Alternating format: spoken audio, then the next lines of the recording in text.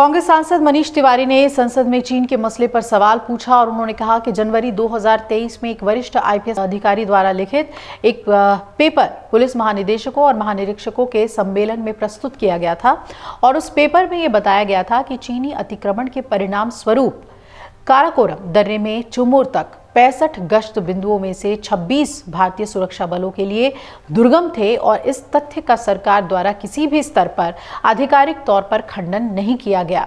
उन्होंने पूछा कि क्या मंत्री इस सदन में इस बात की पुष्टि कर सकते हैं कि हाल ही में सैनिकों की वापसी के बाद वो सभी 26 गश्त बिंदु जो कि स्पष्ट रूप से दुर्गम थे अब सुलभ हो गए हैं।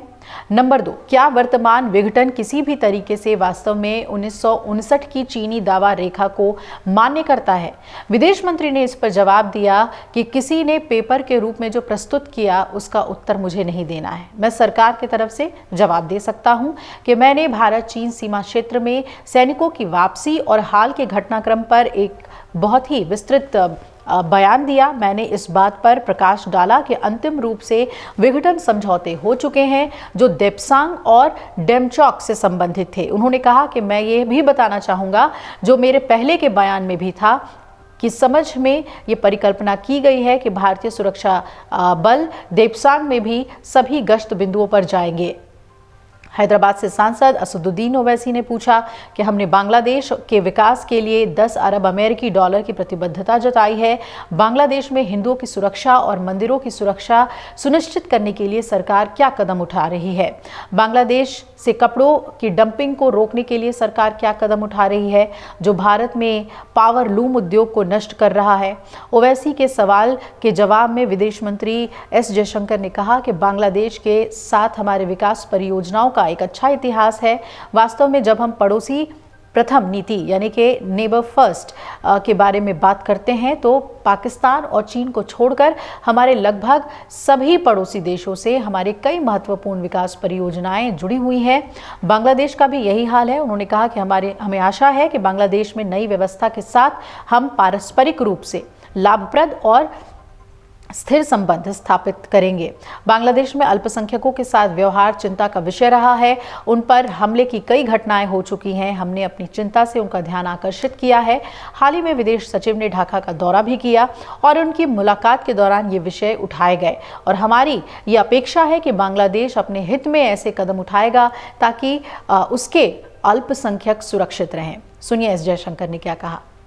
अध्यक्ष जी, मेरा जो प्रसंग है वो बहुत ही संक्षेप होगा और वो जो सवाल मैं पूछना चाहता हूं उसको पूरी तरह से उल्लेख करेगा, तो थोड़ा सा संरक्षण दीजिएगा। संरक्षण नहीं है, थोड़ा सा संरक्षण दीजिएगा क्योंकि वो सवाल पूछने के लिए जरूरी है। Maldives, India was the 8th country which the new president of Maldives visited after being elected on an Oust India campaign, and that too under very severe economic compulsions. Number 2, Nepal. China was the first country which the newly elected Nepalese Prime Minister visited and signed off on the Belt and Road Initiative. Sri Lanka, 12.95% of Sri Lanka's external debt is still held by China, which gives it economic leverage. मैं सवाल पूछ रहा हूँ sir, मैं सवाल पूछ रहा हूँ सर, मैं सवाल पूछ रहा हूँ, सवाल पूछ रहा हूँ सर, सवाल पूछ रहा हूँ, हाँ सवाल पूछ रहा हूँ। Bhutan, the Sino-Bhutan border negotiations are in a very advanced stage, and Doklam is in play, and Bangladesh continues to be in turmoil. My question, therefore, Mr. Minister, is that while India may have a neighborhood first policy, is there any neighbor of India's which has an India first policy? Sir, I'm very glad that the honorable member referred to visits, timing of visits. Before Prime Minister Narendra Modi went to Nepal, for 17 years there was no visit from India to Nepal. Does that mean that nobody in India cared for Nepal? For Sri Lanka, for 30 years there were no bilateral visits before Prime Minister Modi went there. So visits are important, I accept it. Visits are also subject of timing, of convenience, of agenda. So the honorable member asked, we give them priority, do they give us priority? And the answer is yes, that if one looks at what we do with each of these countries, he referred, sir, to Maldives. With Maldives, with this government in Maldives, we have inaugurated the Adu Link Road and Reclamation Project. I myself went for it. 28 islands there were provided water and sewage facilities. And by the way, the President of Maldives was present at the oath taking of this new government.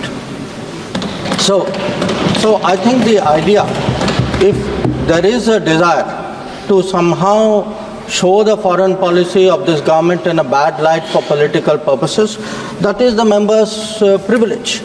But then, it is not my nature to make foreign policy partisan.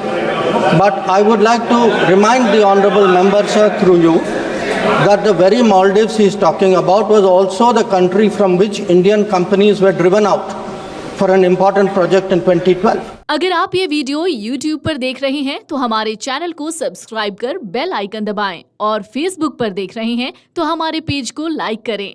8 million plus subscriber, आपके इस भरोसे के लिए बहुत धन्यवाद।